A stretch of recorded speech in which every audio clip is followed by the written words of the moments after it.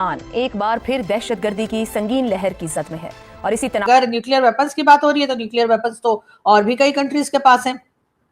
कभी भी किसी और कंट्री ने उठकर ये नहीं कहा कि जी न्यूक्लियर वेपन की वजह से सारी दुनिया हमारे पीछे पड़ गई है। ये बात आपको सिर्फ पाकिस्तानी ही कहते हुए सुनाई देंगे। पाकिस्तान 4 रोज के दौरान बलोचिस्तान में दहशतगर्दी के वाकयात में कुल 42 शहादतें, प्रॉक्सी वार और सरहद पार दहशतगर्दी के एहलकार अगवा हो रहे हैं, कत्ल हो रहे हैं, शराहें बंद हो रही हैं, रेलवे पर हमले हो रहे हैं, सरकारी इमारतों उन पर कब्जा किया जा रहा है, उनको तबाह किया जा रहा है, रियासत की अलामतों को निशाना बनाया जा रहा है। लास्ट एक वीक का डेटा निकाला जाए, बल्कि वीक भी नहीं, मैं लास्ट 5 दिनों की बात करूं, 5 से 6 दिनों की, तो इसमें जो हमले हुए हैं मेरे ख्याल में सिक्योरिटी फोर्सेस के, इसमें जो जानी नुकसान हुआ है कम से कम 70-80 बंदों का नुकसान हुआ है सिक्योरिटी फोर्सेस। ये गैर मामूली बात है। अगर कोई इसको आम समझता है तो मेरे लिए तो मैं कहता हूं कि अगर कहीं पे सिक्योरिटी फोर्सेस के 2, 1, 4, 5 लोग मरते हैं यार, मतलब बहुत बड़ी बात है। और ये कोई एक बहुत अफसोसनाक बात है जी, और ख़ास तौर पर इन हालात में जब पाकिस्तान ने इतना वैल्यूएबल कंट्रीब्यूशन किया दुनिया में पीस के लिए, लेकिन पाकिस्तान ने देखा खुद विक्टिम बन गया दहशतगर्दी का, क्योंकि दुनिया एक न्यू फाउंड लीवरेज, रेलेवेंस और इन्फ्लुएंस को ओवरऑल तो मानती है, लेकिन हमारे दुश्मन इस तरह ये न्यू फाउंड रेलेवेंस को कबूल करने को तैयार नहीं है।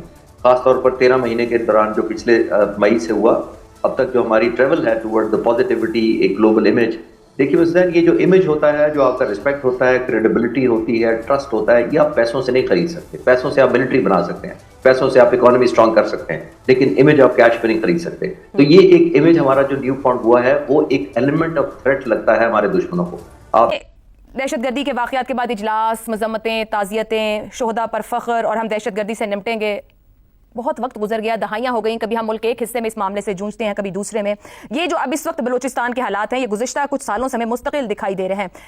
पॉलिटिकल लीडरशिप की ओनरशिप कहाँ है, क्यों दिखाई नहीं देती, क्यों वो उस तरह से ग्राउंड पर दिखाई नहीं देते? इस मसले के हल के लिए बयानात, एपिक्स कमेटी के इजलास, ज़बानी मजम्मतों से आगे बढ़ेंगे, सियासी ओनरशिप लेने का ये डिमांड करना चाहिए अब कि आगे बढ़ें और मामलात को संभालें, या इसी तरीके से चीज़ें इधर उधर करके प्रेस कॉन्फ्रेंसिस करके मामलात को हम हैंडल कर पाएंगे? तो कितनी देर तक?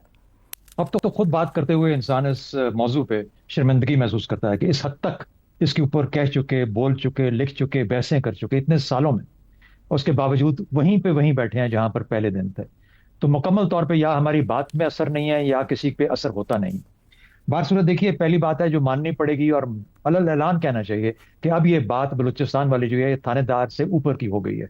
अब ये थानेदार के बस से बाहर हो गई है बात, थानेदार के बस की बात नहीं, ये मानना पड़ेगा। ये कलीदी बात है जिसके बाद जब अगर हम ये मान लेंगे उसके बाद फिर अगले मरहले शुरू होते हैं, पहली बात। दूसरी बात यह है कि इंसर्जेंसी को समझना पड़ेगा कि इंसर्जेंसी होती क्या है, क्योंकि थानेदार का काम तो टेररिस्ट्स को पकड़ना वो भी नहीं था, लेकिन 12 मुजरिमों को पकड़ना था। ये जब थानेदार से बहुत ऊपर बात चली गई तो इसका मतलब है फिर ये बात पाकिस्तानी ही करते हुए दिखाई देंगे, उससे ज्यादा कुछ नहीं। लेकिन हाँ, ये जरूर है कि हमारी हालत पहले से और भी ज्यादा खराब हो गई है। इकोनॉमी की हालत पहले से खराब होती चली जा रही है। स्टॉक एक्सचेंज मैंने आपको बताया कि आज फिर उसमें नुकसान होता हुआ दिखाया गया है, और एक बार फिर हर चीज महंगी होती चली जा रही है। लोगों की समझ में नहीं आ रहा है कि आखिर वो करे तो क्या करे। लेकिन हमारे जो हुक्मरान है, हमारे जो कह लीजिए गवर्नमेंट को चलाने वाले, वो सिर्फ इतना ही बताए जा रहे हैं कि जी हमारे पीछे जो है वो अफगानिस्तान और भारत पड़ा हुआ है, और इसलिए हर चीज का जिम्मेदार भी इन्हीं कंट्रीज को बताया जा रहा है, ना कि अपनी कोई गलती मानकर और उसके बाद उसको ठीक किया जाए। अगर बात करें हम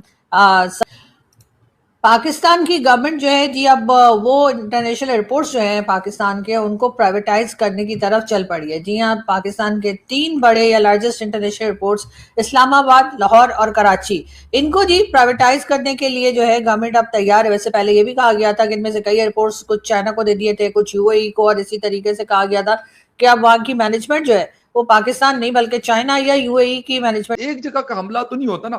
बलूचिस्तान में अगर 3 जगहों पे हमले होते हैं और खुदा न खास्ता सिक्योरिटी फोर्सेस के 8, 10, 15 या 20 लोग मरते हैं, ये बहुत बड़ा नंबर है यार। मैं कहता हूं कि जो नुकसान इस वक्त बलूचिस्तान में पाकिस्तान को मिल रहा है, मैं कहूंगा कि शायद वो इंडिया नहीं दे सकता या नहीं दे सका। मतलब जो उनकी जंग, डायरेक्ट जंग की मैं बात करूं, ये बलूचिस्तान की नहीं।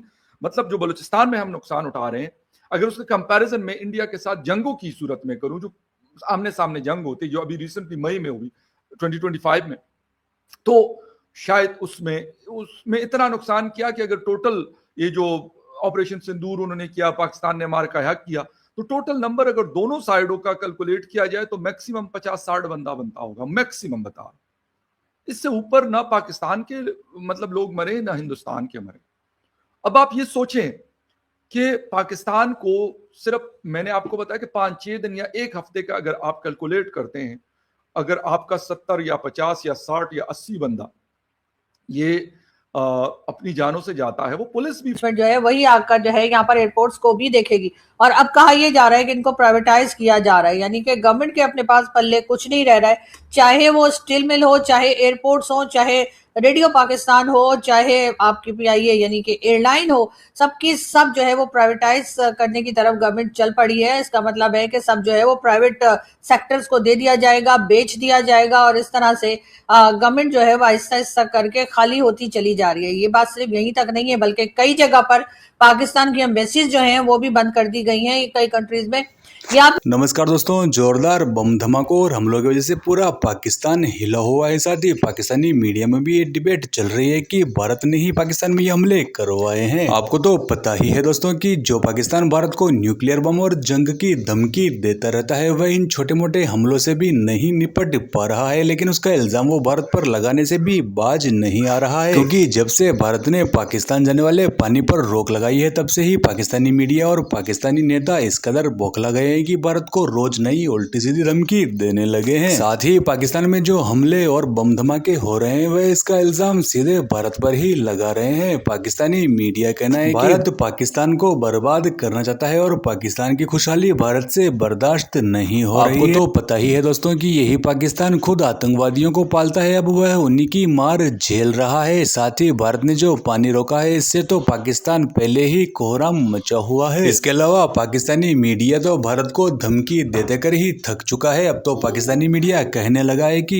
जो भारत और मोदी जी अमेरिका जैसे शक्तिशाली देश के सामने भी नहीं झुके। साथ ही अमेरिका और अमेरिकी राष्ट्रपति ट्रंप के द्वारा इतना टैरिफ लगाने के बाद भी भारत के प्रधानमंत्री मोदी जी अमेरिका के सामने नहीं झुके, तो फिर पाकिस्तान की इन छोटी मोटी गीदड़ बब्बियों के सामने भारत क्या ही डरेगा। लेकिन दोस्तों, जिस तरह से ये पाकिस्तानी भारत को धमकी देते रहते हैं, लेकिन ये मन ही मन अच्छी तरह से जानते हैं कि भारत को और मोदी जी को धमकी देना इनके लिए काफी भारी भी पड़ सकता है। क्योंकि जिस तरह से ऑपरेशन सिंदूर के दौरान भारतीय आर्मी ने और भारतीय मिसाइलों ने पाकिस्तान के परकच्चे उड़ा दिए थे और पाकिस्तान को घुटनों पर ला दिया था, उसके बाद पाकिस्तान दौड़ा दौड़ा अमेरिका के पास पहुंचा और भारत से हमला न करने की गुजारिश की। तो इस वीडियो में अब इतना ही दोस्तों। वीडियो कैसा लगा कमेंट में जरूर बता देना। वीडियो अच्छा लगे लाइक करना, शेयर करना, चैनल को सब्सक्राइब कर लेना। तो मिलते हैं पाकिस्तानी मीडिया, जियो पॉलिटिक्स और स्पोर्ट्स ऐसे ही वीडियो में। तब तक के लिए धन्यवाद। जय हिंद, जय भारत, जय श्री राम।